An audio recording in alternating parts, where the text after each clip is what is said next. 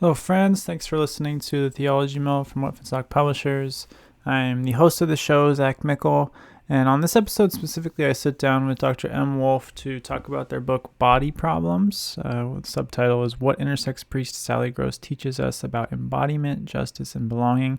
This is a book published with Duke University Press in 2025, and a big thank you to the Duke University Press for providing a complimentary copy for me to do this interview. And just a tiny bit about Dr. M. Wolff. They are an associate professor of religion at Augustana College in the Quad Cities area in Iowa. And so now we're going to go ahead and jump over to the interview with Dr. M. Wolff. Thank you as always for listening, and I hope you enjoy this conversation.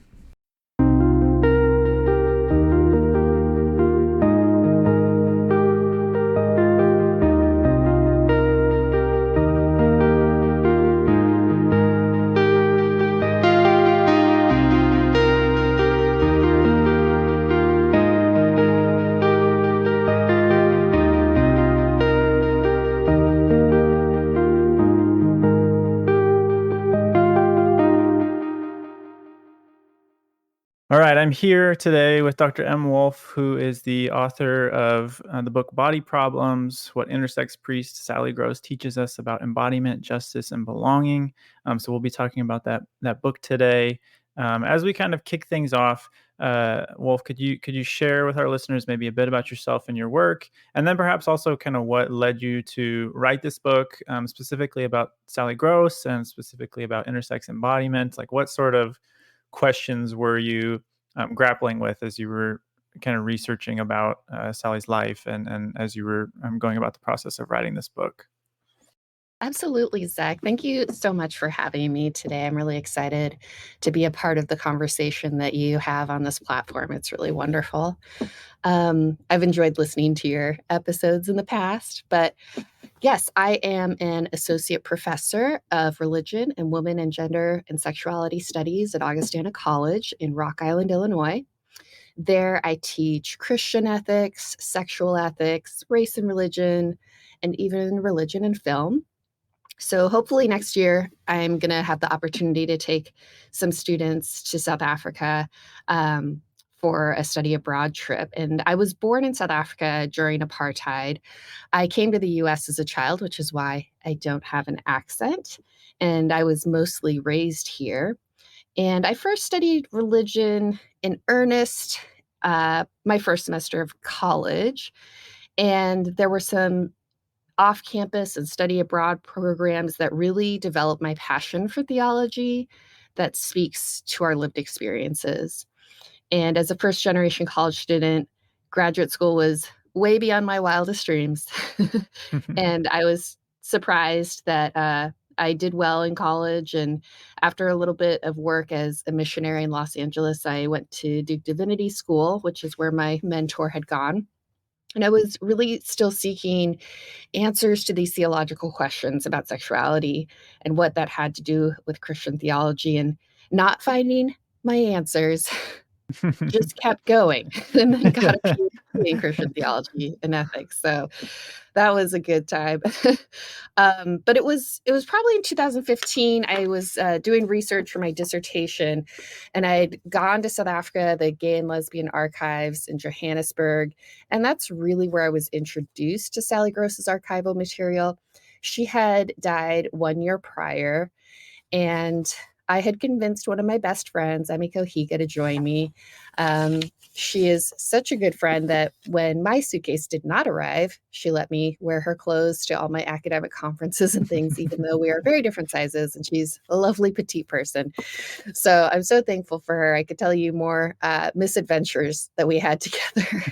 um, and so as I was, doing my research, scanning documents in the archives, as my friend and, keeping me company, Emmy Coe started reading aloud Sally Gross's letters with Cardinal Timothy Radcliffe. And we were both just heartwarmed and heartbroken over what was so clearly this beautiful friendship that they had. It was just clear that Timothy was there through her through a very hard time and ministered to her in a very pastoral way. And just how tragic her story was. Mhm. So, toward the end of her PhD at Oxford, while serving as a priest, part of the Blackfriars community, at the age of 40, she discovered that she had actually, although she had been designated male at birth, she was in fact intersex. And that's why I'm using she here. Obviously, at the time, she thought she was male. So Mhm. this was a problem for a male-only priesthood. And she was ended up only being a couple paragraphs in my dissertation because it was more broadly about the sexual politics of religion in South Africa. Um, and as you know, many doctoral students, they go into their dissertation defense and, you survive that experience. And if Yeah. all goes well, your committee says, all right, turn this into a book. My my committee said, no, you need to write the Sally book. She is too important. This is Mm. too time sensitive. That is where all of your energy needs to go. So in 2018, I was hired as an assistant professor of religion at Augustana College, and I hit the ground running. Despite a heavy teaching load and lots of family obligations, I took every break I could, any funding I could, to travel to South Africa and England, gather archival material, conduct IRB in depth interviews with any of Sally's friends, comrades, and brethren who were willing to talk to me. I was delighted that so many of the Blackfriars were open and welcoming. And it turns out that her closest living relative, Ray Gross, lives in Boston, Massachusetts. So once I was back in the US, I went to visit his family for a weekend, interviewed them, and it was such an incredible experience. I mean, as a theologian, I feel like I'm trained to analyze texts almost Mhm. in isolation sometimes, not even historically contextualize things. So this was not only had a lot of historical um, approaches methodologically, but also so much human interaction, Mhm. like, Mhm. ethnographic, anthropological moments. And so it was really moving. He pulled these boxes out of his basement full of photographs, medals, letters, everything you can imagine, and just said, I haven't looked at these since my parents passed away. And, it always maintained Sally's humanity for me, interviewing these really a lot of the activists were still grieving her loss. And Mm. so that stayed at the forefront through the process. And I would say that, in general, if we were to try to encapsulate this not very categorizable person, Mhm. that she was a interreligious, intersex, and international figure. And being those things at those intersections, she really challenges conventional categories. And in learning about her, I had to really rethink my understanding of religious distinctions, how I understood the role of activists in society. She pulled me into a lot of disciplines and areas that I was unfamiliar with. And I was thankful that I knew that she wanted her story to be told. It was very difficult to wrangle because a lot of people only knew a part of her, and Mm. not a lot of people seem to know the whole picture. Mm. Some of them were even very openly critical, others laudatory. Um, but yes, it was this emotional embodied research that I think as theologians we're not traditionally trained to conduct.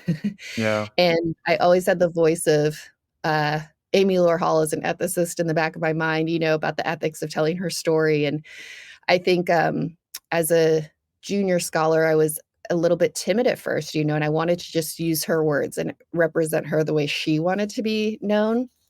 And it was funny because the readers could always tell when I was doing that they did not like it. So it took a while to assert my own voice and, my own take on her life and what it means for us. She was this really intellectual, charming public figure, and after lots of writing and rewriting the book in what feels like 100 different forms, Mm. I Mhm. ultimately landed on this body problems framework. And my hope is that that avoids making her some sort of bizarre spectacle or unattainable hero. I'm hoping that when people read it, that it'll prompt us to reflect on our own moral citizenship especially in the times that we're living in. What are we willing to sacrifice for the common good? And I don't mean that in some sort of prescriptive way. I think that we all face very different circumstances and contexts for what we're willing to do and why, and that can be valid. And it can actually be a strength if we have different approaches. So, in the end, I think that the book shows that activism can be a lot less than glamorous. There can be really hard, unpleasant things about it, but that we are, if you're a person of faith, hopefully, called to participate in some form of responsible relationship. Hmm. Hmm. Yeah, no, thank you. Yeah, there's so much fascinating and, as you said, ultimately tragic, right, depths that we could go into with Sally, and we will get into some of it, right, to the extent that you can on a podcast. But before we do that, I do kind of want to circle back around to one of our icebreaker questions, so that we can also kind of get a sense for, right, you were talking about sort of your distinctive voice, so getting a sense for where you're coming from, kind of your own intellectual interests more broadly, maybe folks who have really influenced you. So I want to come back to this icebreaker question of sort of our dinner table, our round table. So if you could kind of imagine a scenario where you got to sit around a table, or maybe just be a fly on the wall, and listen into a conversation with any kind of three thinkers or three people, who would those people be that you would choose, and why would you choose those? This is a fun one to think about specifically within theology. Marcella Althaus Reed is one of the most revered queer theologians that I think most people, if they do sexuality and theology, really admire the work that she did. I know a lot of people have heard of indecent theology, but I was first introduced to her through The Queer God. And that book really brought together high theory with real concrete people, and in this really creative way. And I think that she was doing something so provocative in recovering the scandal of the gospel that can be so sanitized and almost commonplace in American culture. Um, and so she confronts her readers with things that some people just take offense to, but I think it's worth pausing and thinking about, well, why is that offensive? And Mhm. just the sophistication with her use of theory, and but also like grounding it in actual people is admirable, and I think a lot of people wish we could achieve that. Mhm. Mhm. Mhm. um, Another person I would be fascinated to hear from would be Charlotte von Kirschenbaum, or Kirschbaum. I probably mispronounced that, but I was so shaped by the thought of Karl Barth, so much of his work. Willie Jennings was my advisor for my master's and my doctorate. And so it's so hard to think about how much of Barth is Charlotte, how much of Mhm. it is their collaborative thinking, how much of it was her driving things. And to think that when I'm citing that work, I don't get to cite her. I'm just so curious about her role. And I do think that most academic work is done in community. A lot of us, couldn't write a book without input and without relationships and friendships. And so I'd like to know more about her perspective and how much of it. I know we can't quantify that, but how much of it was her, or were there things that she would claim and say, yeah, that was me? Mhm. Mhm. um, and then more, another influence, which I guess maybe because I'd also studied Bonhoeffer, would be Martin Luther. Um, and the more I read primary source material on Martin Luther, the more I fell in love with him. Definitely not for the reasons that other people fall in love with theologians. I love that he is such a messy queen, if I can say that. Unlike Calvin, where you get this, very clearly he had been an attorney, he was organized, everything was neat as a pin, everything Yeah. held together, and people can really get excited and on board about how systematized it is. Having grown up in apartheid South Africa, I'm just a little allergic to Calvinism. Sure. And then I Sure. look at Luther, and it's just like, here this guy can say the most brilliant thing in one breath, and then something just clearly wrong or awful in another. And I like that you can't worship him. I like that we can't deify him. I like that he's a person trying to do theology, trying to be a pastor, and he makes mistakes in such blatant ways that he stays human. So I could Mm-hmm. imagine him throwing back some beers and, Yeah. saying some out of pocket things and then also saying some, profound, amazing theological insights all at the same time. So I Sure. think that would be a fun dinner group. Sure. Yeah. Yeah. He's quite an impassioned thinker, isn't he? Yeah. Yeah. Okay. So kind of circling back now to Sally Gross, could you tell us maybe a little bit more about who this person was? What sort of life did Sally live? Maybe what were kind of some of the major landmarks and perhaps some of the obstacles as well that she faced in her life? Absolutely. I should have maybe noted earlier that I use the name Sally and she, her pronouns because she worked really hard to get those on her legal documents. And in the book, I used just the first initial S to demarcate the time before she took the name Sally. And of course, I'd mentioned she was designated male at birth. If she were alive today, though, I wonder if she would identify as non binary, and we can come back to that. But Sally was born in 1953 in Cape Town, South Africa, to a Jewish family. And so she was designated male at birth and then circumcised. Her family was quite Zionist, and her father had been part of the Israeli youth military and had been part of a kibbutz and all Mm, sorts of things back in Israel. But it was a different type of religiosity than the one she embraced. And so as a teen, she decided to go to rabbinical school. She wanted to become a rabbi at Gateshead Yeshiva in England, which is pretty amazing to let your kid drop out of secular education, as a young teen and go to another yeah. country. Yeah. Um, and so she describes that as the beginning of her intellectual life. There were just hours of grueling study and, devotion to intellectualism and religion. And then without explanation, she dramatically flees from the yeshiva. So this is a theme where it seems like something happens, she doesn't exactly explain the details, and it's a dramatic shift, and she moves Mm, to a different country, takes a new job. And so I know that can be a little bit frustrating for readers, but her brother was 12 years younger than her, so in asking him, he had no concept of what was going on with her. He was a toddler at this time. mm, But she returned to South Africa in the 1970s. She was very active in the African National Congress, and she was a communist, both of which were illegal under apartheid. And she chose to be baptized in the Catholic Church, which is quite intriguing. I mhm, believe that was I think it was 76, she was baptized in the Catholic Church.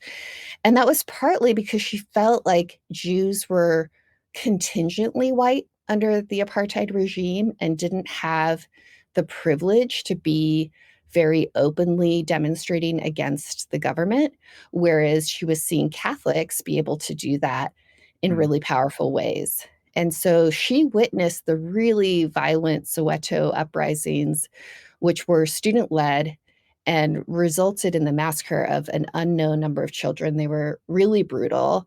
And she was there. She was in that mix. And later, due to her extreme activist connections and work, she and some others fled on asylum to Botswana. So get out your maps, people.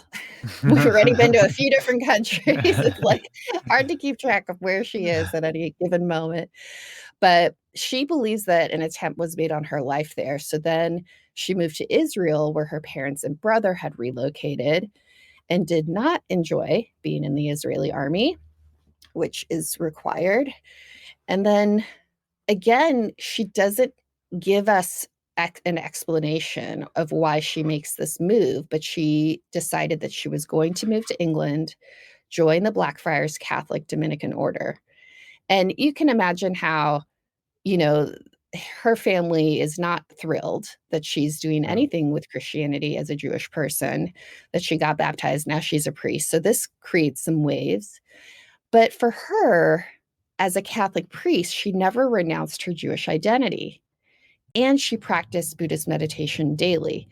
So this was so interesting to me when I would interview her brethren and they would say, oh, I remember her prayer shawl. She was doing these Jewish traditions. And then when I was reading her sermons, they were often informed by her background in Judaism. And she would quite assertively, call out any sense of anti-Semitism, right to her brethren's faces and from the pulpit. And so I find this quite interesting as a scholar of religion, where sometimes we think of people as being one religion or as Yeah. religions disentangled from one another. We can understand maybe the origins of Christianity as overlapping Judaism in a way that's quite different than she was bringing them together in today, in her Mhm. sermons Mhm. in really interesting ways.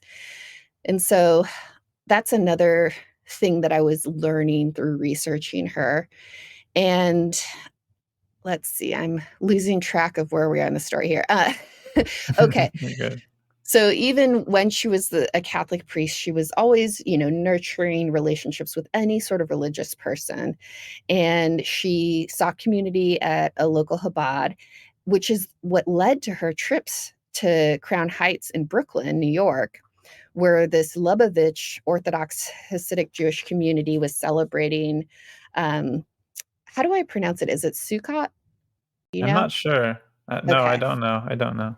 So they were celebrating the high holidays. Mhm. And at another time, she visited Asheville, North Carolina. So she's been to the US a few times and she's moving between these different countries and religious communities. And part of her is just loving and relishing, the intensity of what it means to be a Catholic priest and also what it means to be a part of these high holy days in this Jewish community in New York. But then there would be this sort of discrimination would leak out or some sort of marginalization of a group where this group, those are people who are outsiders and not a part of us. And that was the tension, is that she so desperately wanted to belong to community, but no community really has a identity that somehow, is free from any prejudice. Mhm. And I Mhm. think she was a little bit of an idealist. She was a bit of a purist in that sense. And you could say she got in her own way sometimes because she could be very stubborn and offensive.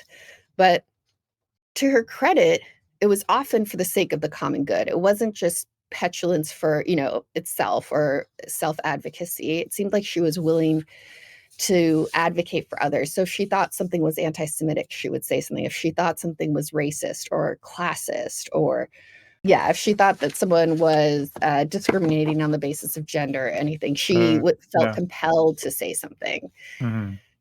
And so the most traumatic event for her was when she discovered, she's 12 years into being a priest.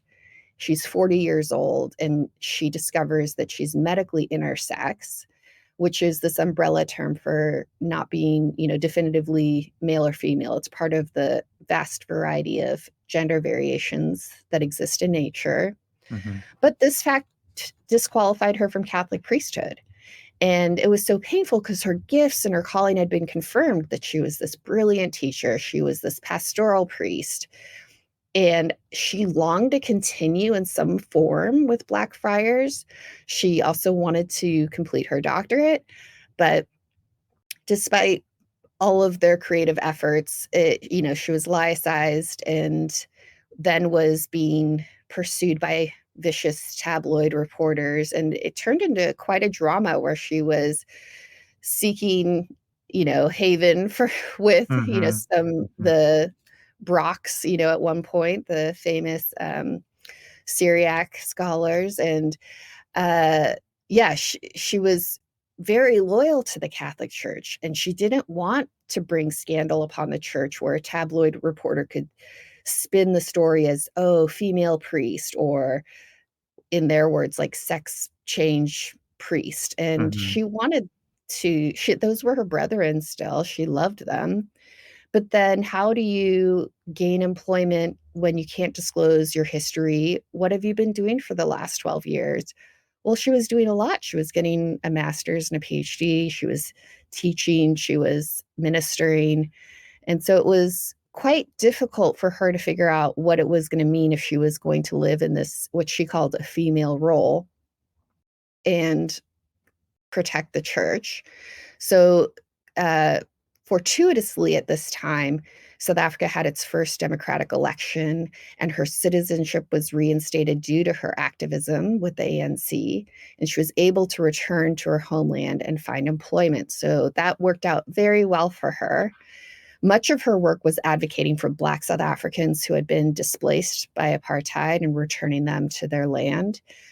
And the more she learned about intersex activism, the more she became convinced that she needed to found Intersex South Africa, a nonprofit in South Africa. So in 2010, she accomplished that dream. And from that point forward, she mentored activists around the world. And she was available to them day or night. A lot of them, when I interviewed them, would say, whether it was Skype or Facebook or whatever electronic form of communication they had, she was always there for them. And her reflections consistently expressed that she felt most proud of her political interventions to advocate for intersex people and for social justice of any kind. I remember the week that she became officially ordained, she found out a couple days after she had been in Dakar with former President Mbeki doing ANC work. And she said that that was more meaningful to her. And so she faced a lot of obstacles over the years: anti-Semitism, Zionism, fat phobia, ableism, classism. But ultimately, advancing social justice for all people took priority. And it's interesting because she's quite famous among activists, and yet they don't want to talk about religion. A lot of them, understandably, have been traumatized or harmed by religion, so they want to compartmentalize that. But for me as a religion scholar looking at her life, it seems quite clear that religion was foundational to her activism. Religion was what propelled her to be so bold and to say, no, you can't be racist. That is not okay. No, you can't be sexist. And I can stand on this with authority. And so I was quite excited to bring together and show people how her religiosity stayed with her throughout her life and how it prompted her to be brave and to do what was hard. Yeah. So you mentioned she was, I think you said 40 years old when she found out she was intersex, which I can't even imagine what that must have been like. And at such a, it's quite a late age to be discovering something like that about yourself. And I want to talk about this term you use in the book pretty frequently of problem body or problem bodies. So in what ways would you say that Sally kind of experienced her body as something of like a problem body in the kinds of cultures and the milieus that she found herself in throughout her life? Yes, the body problem. Yeah. So the four-part framing of the book is, the first part is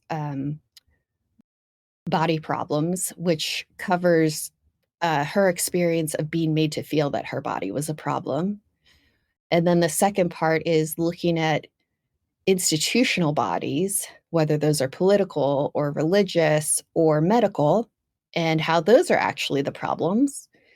And then the third section is agitating bodies, which is referring to activism and those being willing to disrupt those institutional regulating bodies to make space for all of us. And then the fourth one is bodiliness, which we can come back to. But to answer your question, when we talk about her body as a problem, it's that society was not hospitable to her body, not that her body itself was actually a problem. And hopefully that's positive and empowering for people to see themselves in her. And so she was treated as a problem for being supposedly too Jewish, not masculine, too fat, and malingering. That being said, she also experienced privilege of whiteness and maleness for the time that she was, presenting as male. And however fragile, she also had privileges that came with her Oxford education. I think it was intimidating for some people that she spoke with such a crisp accent and in such an informed way. And her asexuality seemed to really perplex a lot of people. Mm-hmm. They didn't seem to understand that some people are really wired that way and just not very interested in sexuality. She describes being blind in one eye, increasingly losing her mobility over time. I speculate, and I don't say in the book because I don't think that I can, diagnose someone, but there are indications of neurodivergence, which society often treats as a problem. And people were really just disturbed that they couldn't categorize her. They would look at her and want to categorize her. Is Mm-hmm. she white? Is she Jewish? Male or female? Catholic? Poor? Communist? Is she something else? And she was many things all at once. And in some ways, that granted her access to these sacred spaces and ceremonies that are prohibited to certain bodies. And there were also, of course, things that she enjoyed in her body. She didn't hate having a body. She loved swimming, eating, dancing, hugging. Like, she meditated so deeply on the importance of the body in religion. Mm-hmm. And I appreciated her sophisticated theology and scholarship on that. And her dissertation focused on the resurrected body, for example. And the discrimination that Sally faced confronts us with the harms that our categories inflict. And I'm hoping, again, that rather than looking at her as an oddity or heroine, I hope that her experience resonates with us, that we too have been told that our bodies are problems, when in fact it's those institutions that are regulating us that are being a problem to us. And if listeners are interested in reading more about intersex variations, Anne Foster Sterling's Sexing the Body is a classic text. And there are some problematic bodies out there that are replete with photographs of intersex people. So I caution you, about Mm-hmm. maybe not reading those. But I do recommend David Rubin's Intersex Matters for people who want to dig deeper into understanding this. Some of the more recent publications on religion and intersex include Max Strassfeld's Trans Talmud and Stephanie Budwei's Religion and Intersex. And then there are some more pop culture examples. I was surprised to learn that Jackie Blankenship is using her platform as Mrs. America for Michigan 2022 to raise intersex awareness. And there's something just so interesting about this presentation of hyper heterosexual femininity. What more could you point to than the Miss America contest? And to explore what that means for an intersex person. So she's on TikTok. If anyone, is interested in seeing more of a pop culture reference, she speaks openly about her experience. And I believe she's somewhere in her 40s. And she talks about how at 15 years old, she was subjected to a surgery and not fully informed on what was going on there. Mm-hmm. They were removing her testes. It was only at 18 that she was told she was intersex and still not fully informed on what that meant, and had to really self-educate later in her adult life. And this is even though she had 3 aunts who were intersex. So you just think, wow, if she wasn't informed, if she didn't have bodily autonomy, who else would have a chance at this? Mm-hmm. And there are medical benefits to refraining from surgery. And so for people like Jackie with complete androgen insensitivity syndrome, had the doctors left her testes in place, it would have initiated natural breast and hip development and indicators of femaleness without any sort of supplemental hormones. And so there are actual benefits to withholding from medical intervention. But if families aren't informed of that, if intersex people aren't properly told those options, that's can lead to a sense of betrayal, obviously, but also frustration that this was a needless surgery. So something that Sally used to say was that when a clash occurs between a child's body and the social body, it's wrong to address that by changing the child. Surgery isn't really about the child's health, but about protecting society from the supposedly unacceptable body. And in many ways, that encapsulates the whole framework of my book. What if instead of accepting the notion that our bodies are problems, we sought to change those institutions to be more hospitable? Mm-hmm. Mm-hmm. Yeah. Yeah. So looking kind of very specifically at Sally, I mean, what sorts of obstacles did she herself face um, due to the fact that her body was seen so often in various institutional contexts as sort of one of these problem bodies? Like, what was her looking kind of like at her relationship with the medical community, for instance? What was that like? I think, like many of us, Sally experienced that dissonance between being told, oh, you're a boy, so boys like trucks or fill in the blank. Sure. And so many of us think, well, what's wrong with me that I don't naturally like or do the thing that someone's telling me my biology is supposed to? And part of that was not being machismo, as a Jewish person. And then part of it was she was exploring her gender the whole time that she was a priest and trying to understand it was a good thing that she was asexual because she's taking a vow of celibacy, so that was a place for her to shine and thrive as an asexual person, Mm, but there were other questions she had, and so that's when she went to see Fran Springfeld or Springfield, I'm not sure. Fran Springfield was the acting administrative director of the Gender Dysphoria Trust and the first nurse specializing in gender counseling in the United Kingdom. So that's why Sally first connected with her. And mhm, when Fran met with Sally, she encouraged Sally to get chromosomal testing to see what was going on with her biology. And this is when she discovers that she's medically intersex. And Fran encouraged Sally to take a female name and just experiment with living as a woman, wear women's clothes and makeup, not necessarily have surgery, but see if that felt more at home to her. Now, contextually, it's important to know that most of Fran's experience was in supporting transgender patients. mm, And perhaps correctly, she assumed that Sally was only employable or able to maneuver in society in the mid 90s as either male or female. And I wonder if today Fran would advise Sally differently now that we know more about intersex variations and the notion of non binary and gender non conforming identities have entered into the mainstream discourse. But unlike trans patients who someone might feel like they know their identity is at odds and that they are wanting to go in a certain direction, Sally expressed something more opaque. It wasn't that she knew she was a girl or that she wanted to be a woman. She felt that dissonance between what people say is natural for men and how she felt in the world.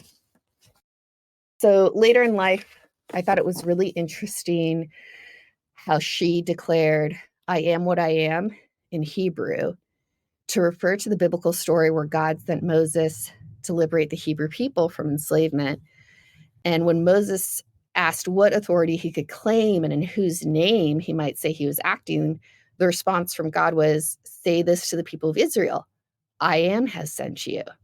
This is my name forever, and thus I am to be remembered throughout all generations.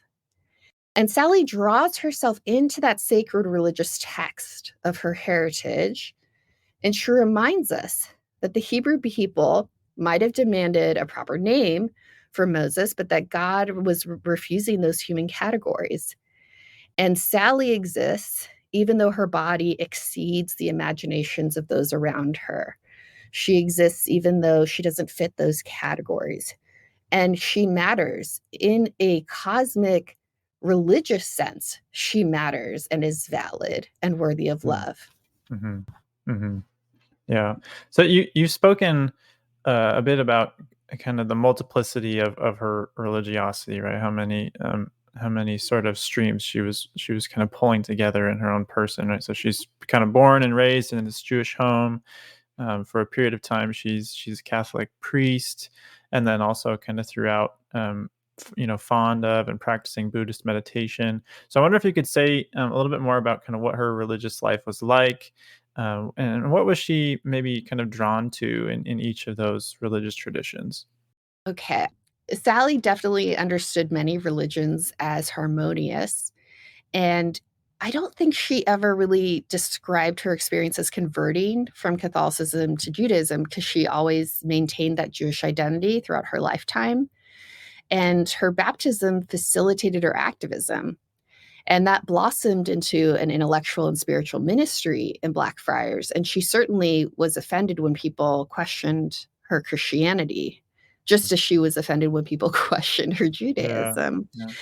And she really enjoyed meditating daily and teaching people about all religions. She would regale people with the most esoteric knowledge on so many different traditions that when I would get in over my head and turn to my friends who were experts and specialists in these fields that are far outside of my own, they would say, "This is so niche. I don't know what this is." So that was somewhat comforting to know, okay, this is not something I should have learned at some point along the way. Um, but yeah, for her, these things all held together, and that bothered people who think that you're supposed to be one thing or another.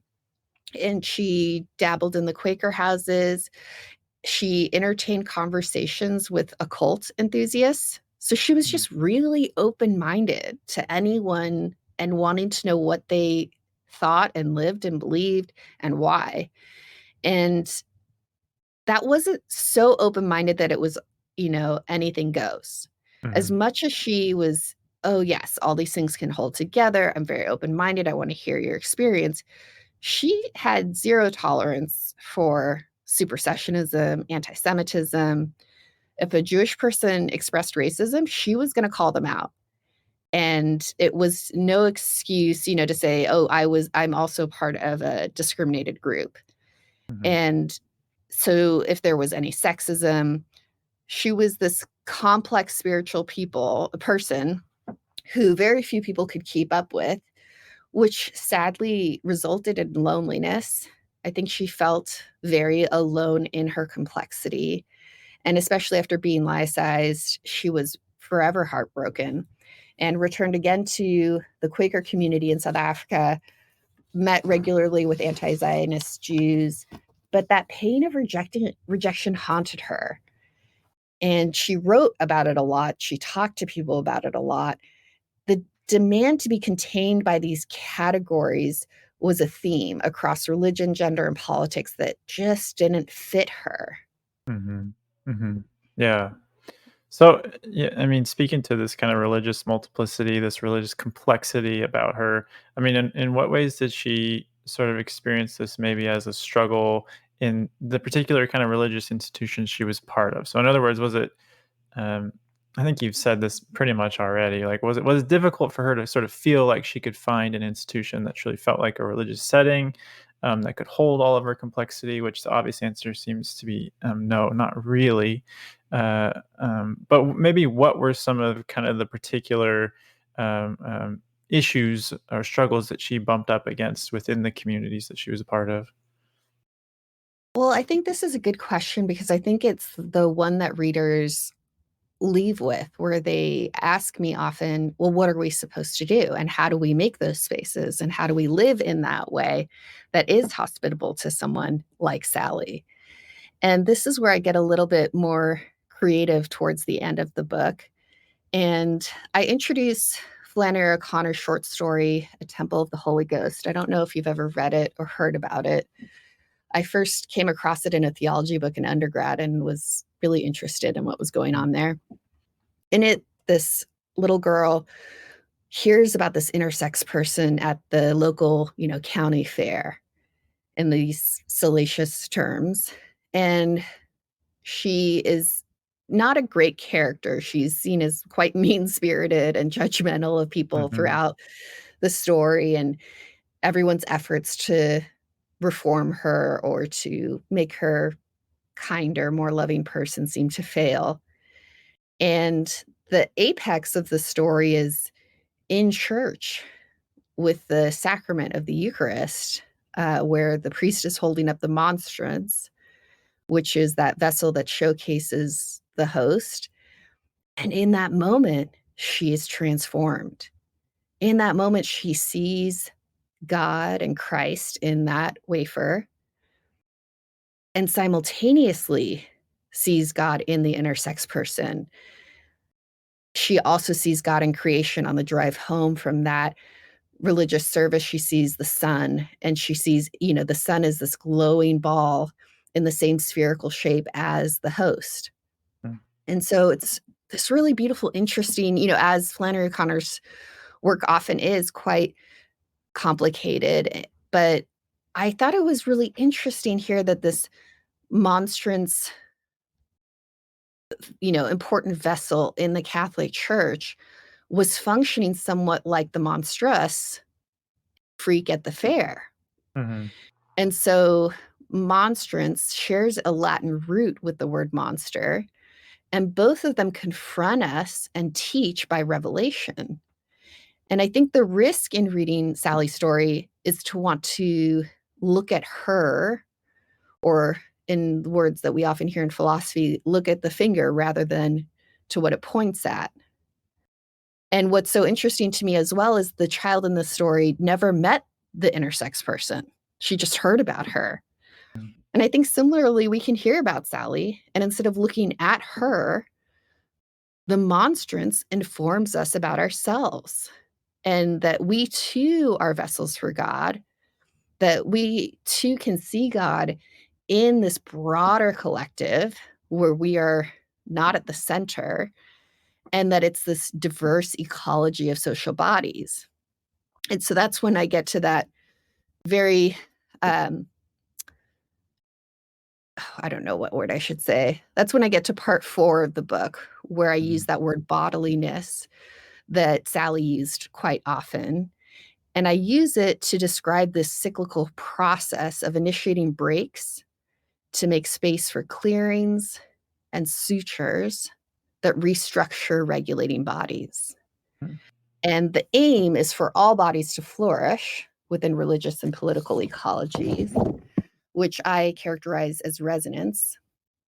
So the setting for bodiliness is a clearing, which is, I'm borrowing that from Toni Morrison's book, Beloved, where the enslaved people are gathering in a clearing and they are reconnecting with their bodies and emotions and their identity in God as not just workers, as beloved. Mm. And the event that takes place in this clearing, I'm describing, are those breaks and sutures where we try to break a system that is harmful to us and then bring it back together in a more hospitable way for that aim of resonance. And I use that to signal both the musical sound of vibration and a collective effort to establish responsible relationships. And when I say responsible relationships, I'm speaking about the indigenous sense of that. And I know it's a little bit abstract, but your theory heads out there are already, I'm sure, firing off, oh, I'm hearing Sarah Ahmed and affect theory. I'm Mhm, hearing Fred mhm, Moten and Black studies, indigenous studies, phenomenology, eco-womanism. And so it's my effort to try to attend to the importance of bodies, not just as an inconvenience or coincidence, or bodies theologically are mediators of relationships. And so many brilliant scholars have meditated on the importance of the body for knowing God and for loving our neighbor. And we're called to responsible relationships where we experience that interdependent belonging. And here I suggest that humanity is not the main character, so to speak.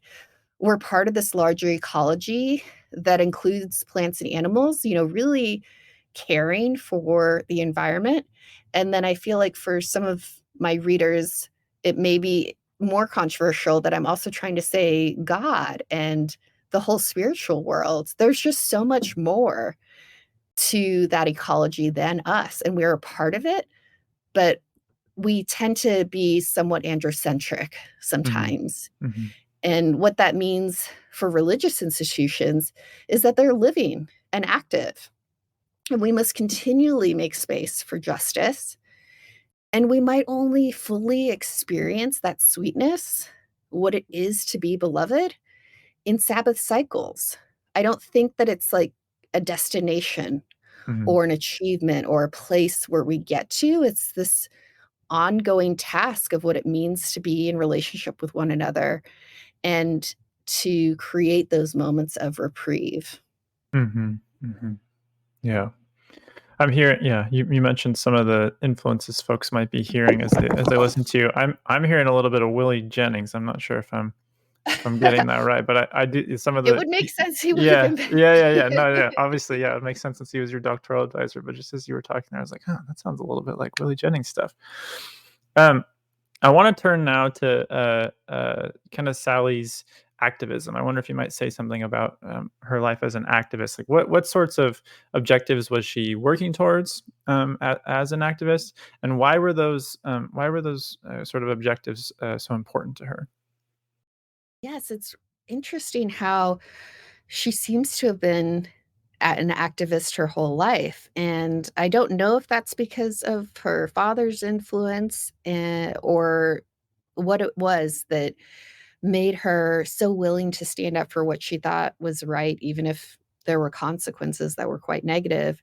From a young age, her brother Ray was remembering and telling me these stories about how Sally would come and put a ladder up against his window and they would sneak off at night to go disseminate communist materials, which was so dangerous during apartheid and outlawed. And they would have to have this escape plan on how they would, run in different directions and what they were going to do, but also so thrilling. And her work as an intersex activist was prolific. She's commemorated in the Apartheid Museum and in other places for the work that she did. And yet she didn't just focus on that single issue, and she was very collaborative with other activists on different issues. Some would say to her own detriment, certainly financial detriment, because it was quite competitive and she would be willing to help someone else succeed at the even if that meant less for her.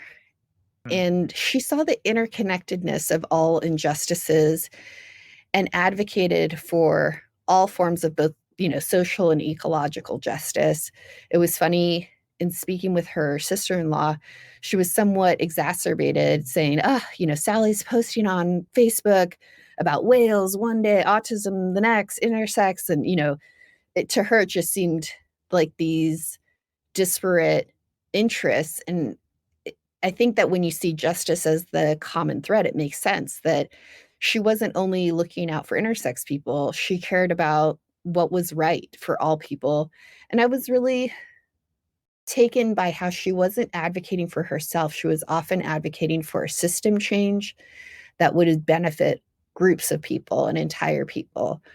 So, in a sense, she had the heart of an activist and would stand strong against any form of disenfranchisement or discrimination throughout her life. mhm, mhm, yeah. So, looking, kind of more at sort of the theory, right, that's sort of undergirding the whole book, right? And I noticed, hints of Foucault and just direct references perhaps to Foucault and kind of Foucauldian theory quite a bit in the book. So, I'm wondering, like, how does that biopolitical framing, that sort of frame of thinking, how does that help us kind of better understand the lived experience of someone like Sally?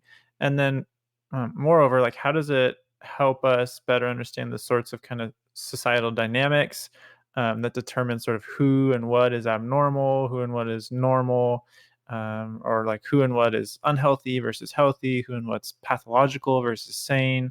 All right, we could kind of continue on this list, but I'm wondering kind of how you're drawing on Foucault and Foucauldian theory in the book. I love this question. Thank you so much because so much of intersex advocacy is how it's presumed to be this pathology that they really want to inform people that it's not. And Foucault's Birth of the Clinic offers so many helpful insights into power relations, subjectivity, and discourse. I'm sure many of your listeners are familiar with Foucault's archaeology of the medical gaze and the glance and these epistemologies of observation and that subsequent desire to see below the surface or the skin of a person. I mean, this is so much of what disquiets people when they don't know someone's gender Mm. and when they hear someone is intersex and really wanting to get a hold on what does that mean? What's going on there? And people are uncomfortable with not knowing how to categorize people immediately upon seeing them.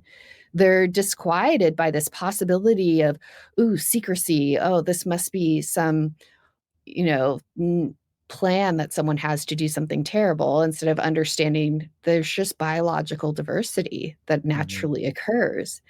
And it prompts the impulse to supposedly correct or cure the intersex variations, even though the vast majority don't require medical intervention. There's, I think, only one that really does require medical intervention for the health and safety of the child. And yet, you've got over 40 variations of intersex, and the standard practice of care for intersex infants and children is to impose surgeries and hormones in order to conform their body to male or female. And it almost sounds like the stuff of 1950s medicine, like, oh, surely doctors don't do that today.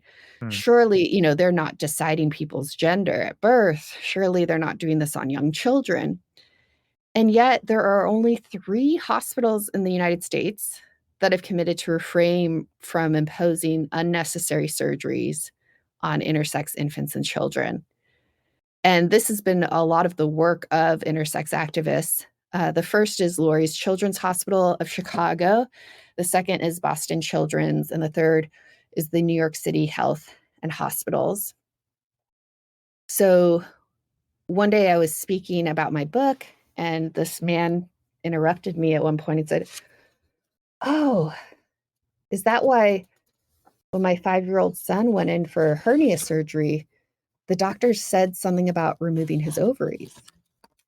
And in that moment, it wasn't clear to me that he had been informed that his son was intersex Mm. or if the doctors had asked permission beforehand in removing the ovaries. And, this is a young child. This didn't happen 50 years ago. This happened recently.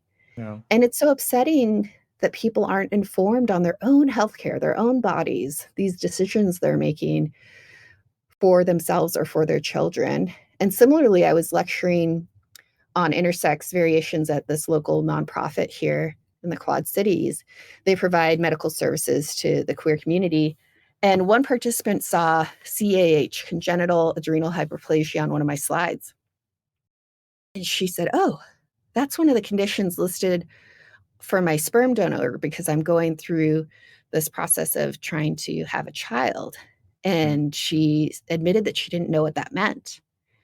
And it just shows how much people are not adequately informed on intersex variations, even when that is very relevant to their personal medical history and needs. Mm. And so it's quite disquieting how people are not empowered with knowing what their options are, and that, yeah, we don't need to read some bodies as quote unquote abnormal and then intervene to make them supposedly normal. Um, Unfortunately, intersex people have been subjected to unnecessary medical interventions. It's quite humiliating being asked to show your genitals, Mhm. to, let's say, the interns or other doctors. Many have been photographed, and those have been reproduced and printed.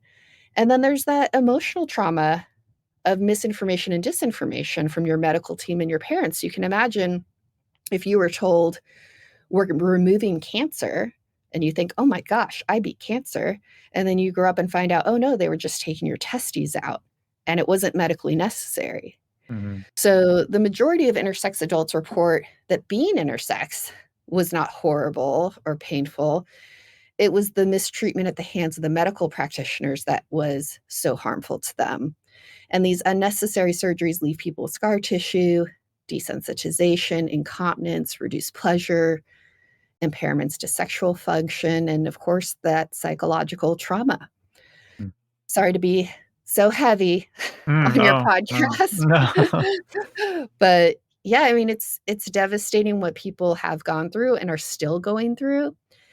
every time I meet a urologist, I ask them about this, and they very comfortably, confirm that they participate in these surgeries. And this is why intersex activists and advocates are calling for bodily autonomy, informed consent, and self-determination. And there are so many wonderful, impactful intersex activists globally, and also nonprofits that provide invaluable resources ranging from, what we wish our teachers knew, a pamphlet you can just hand to someone, all the way to asylum toolkits, which are unfortunately needed, all different languages. So I encourage your listeners to visit Interact's website and also OII Europe, because I'm just amazed at how much material is out there and free, and we can use it. And, I sent you the media kit Mm-hmm. prior to Mm-hmm. this podcast, and how Yeah. wonderful that it's all there and free. So circling back to Foucault, the very surgeries that are imposed on intersex infants and children develop the healthcare that is frequently denied trans youth. This tells us so much about the power dynamics at work here. This is why Foucault is so helpful in these moments. Why is it that one doctor can choose an infant's gender and take surgical action, and at the same time withhold hormones and healthcare from this other child who desperately needs it? Mm-hmm. Mm-hmm. Sure. Yeah, yeah. Well, thank you so much, Wolf. As we come to a close, I want to give you a chance just to share, kind of what's next for you. Do you have anything in progress that you're working on? Any books or writing projects? Anything that you might like to kind of plug here as we come to a close? Thanks for asking, Zach. I appreciate it. I have an article on AI ethics coming out in Modern Theology, I believe sometime maybe in April of this year, 2026. And geographer Christopher Strunk has invited me to collaborate on a theography of queer communities project. And theography is a term he introduced me to. Apparently, Callum Sutherland uses it to combine theology and geography. So we will, be doing an interdisciplinary collaboration, which is exciting, and I hope is the future of much of the humanities. Is, in the Mhm. sciences, they often publish together. So I'm excited to attempt that. And I have a few irons in the fire waiting to see if I get grant funding, Mm, which mm. maybe some people can relate to. So we'll see how those pan out with the timing. But I'm always, thinking through, I have a few book projects, that I'm thinking through on the role of religion and progressive politics in the US context, and then more broadly on the sexual politics of religion. Mhm, mhm. Wonderful. Well, thank you so much for coming on. Again, for listeners, the book is called Body Problems: What Intersex Priest Sally Gross Teaches Us About Embodiment, Justice, and Belonging. And we'll leave a link in the show notes, of course, so you can find that book. But Wolf, thank you so much again for coming on the show and taking the time today. Thank you for having me.